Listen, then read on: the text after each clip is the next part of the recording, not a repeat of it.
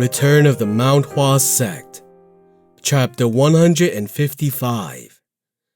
Let me show you what true heartlessness looks like. Silence swept through the area.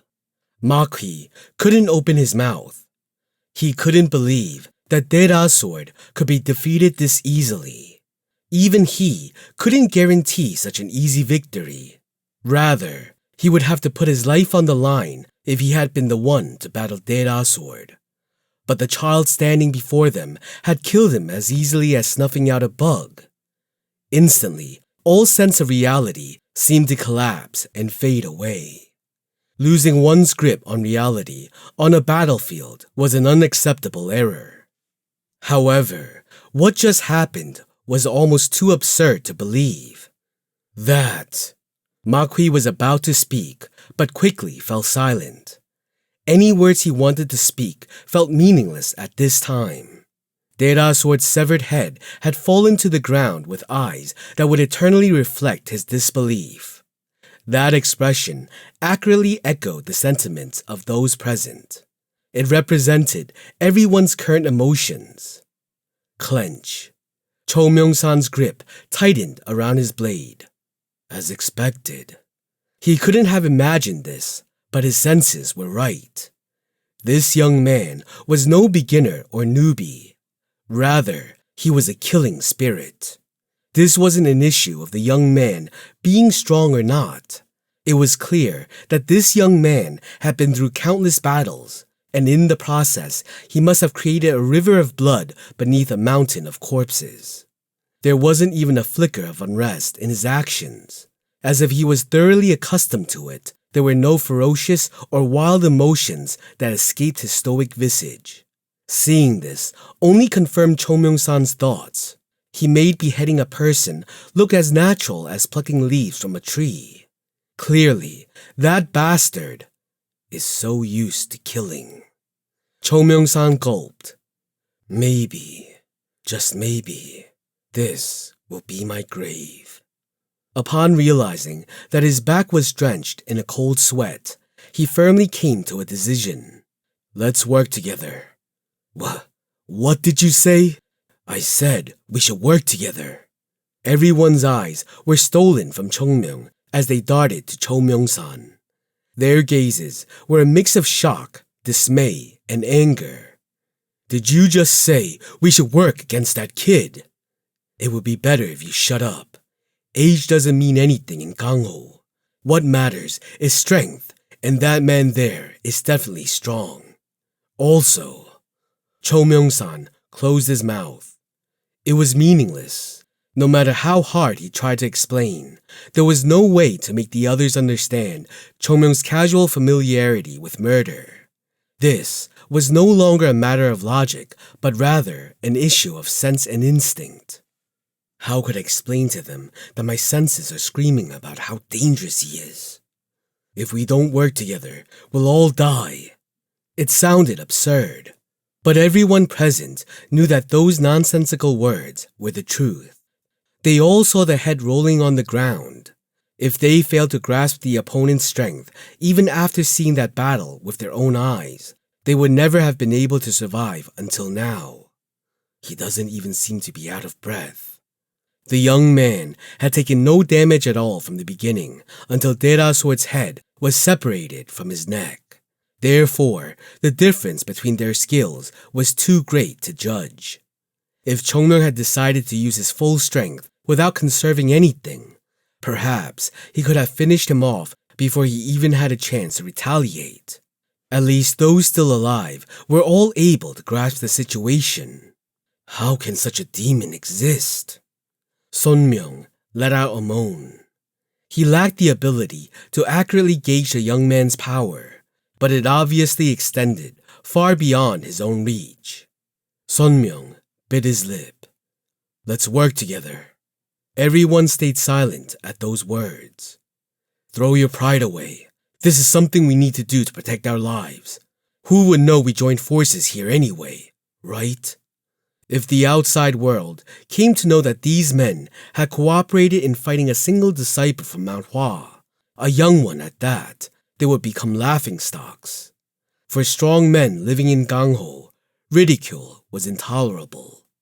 However, this was an underground room with no eyes around to see what would happen. As long as the ones cooperating kept silent, how would anyone know how Chungmyeong died? Their concern was short-lived as they quickly made their judgment.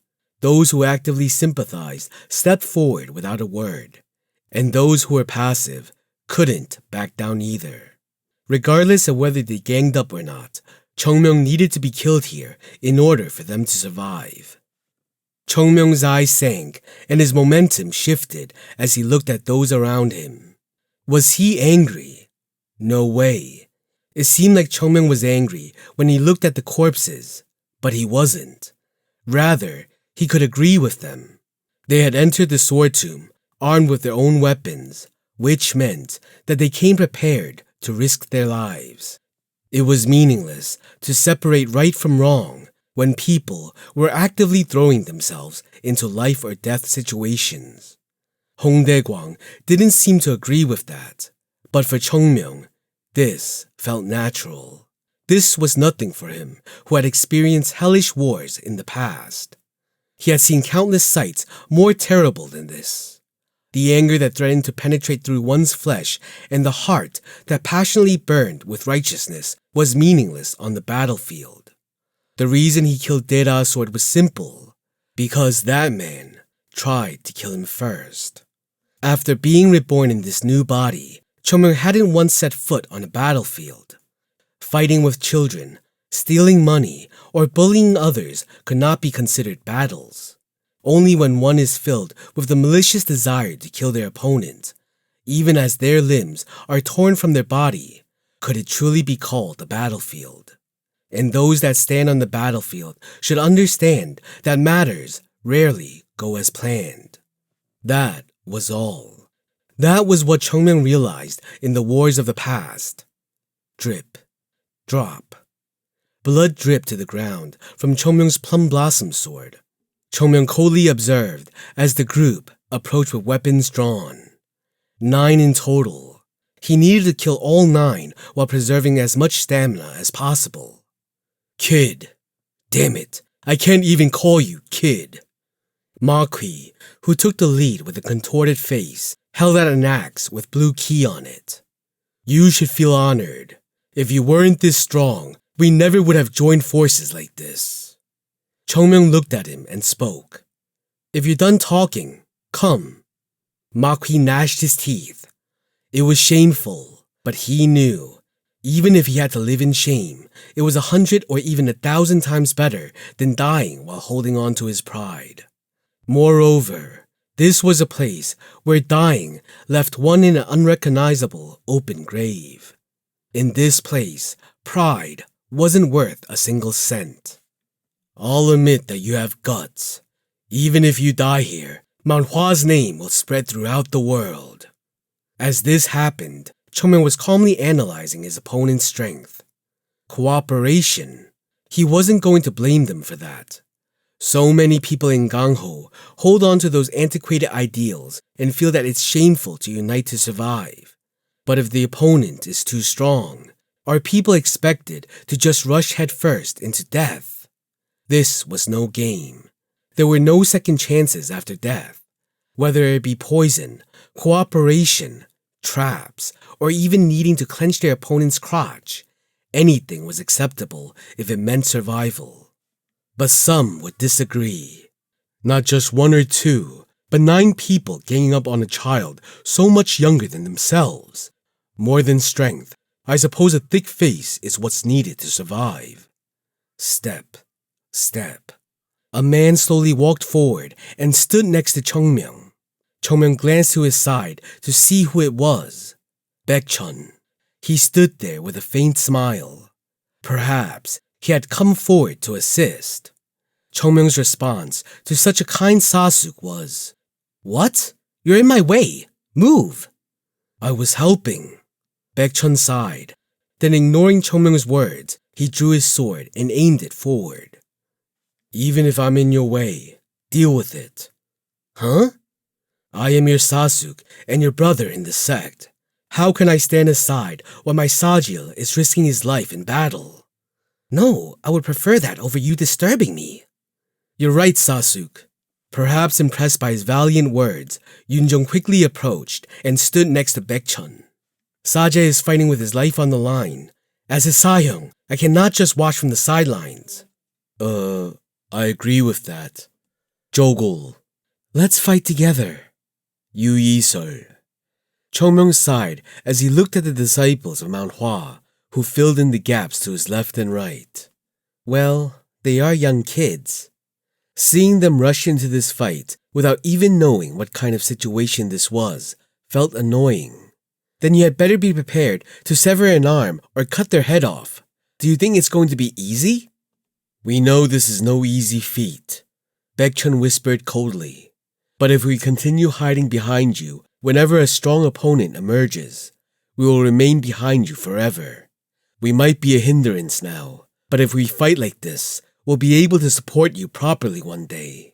If you want to push me away, you'll have to knock me out. If I die, then I die, but I refuse to continue watching from behind. Chongmyung sighed deeply. But this guy is saying all the right things.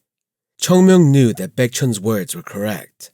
In order to grow up, one had to experience real battles. The more dangerous the battle, the greater the potential growth. In other words, for the growth of Mount Hua, Chongmyung needed to trust the others and let them participate, even if he could solve the problem on his own. I know it in my head. But Chongmyung never had children, nor did he raise any kids. But now, he felt as though he understood a bit about a parent's heart. Even though he understood that they needed to overcome adversity and survive difficult situations, he would step up first to shield them whenever he felt there was danger. Chongmyung glanced at the kids and spoke. I won't help you, even if it looks like you're going to die. That's what I hoped for. I never even thought you'd come to help. Once in a while, you seem to overestimate your own character. Jogul Sahyung, let's have a talk after this. Huh? All of them looked at Jogul with pitiful eyes. He always seemed to say something that crossed the line when he got excited. Finally, Chongmyung clenched his sword and looked ahead. How could he explain this? It's a strange feeling. He couldn't believe it. It felt like the burden increased. But, let's go, Sahyung. Let's go, Saje. Let's show them all the power of Mount Hua. Please leave something for me to do, Chongmyung Sahyung. Chongmyung bowed his head a little. Strange. Really strange. This feeling was not reliable at all. The Mount Hua of the past no longer existed.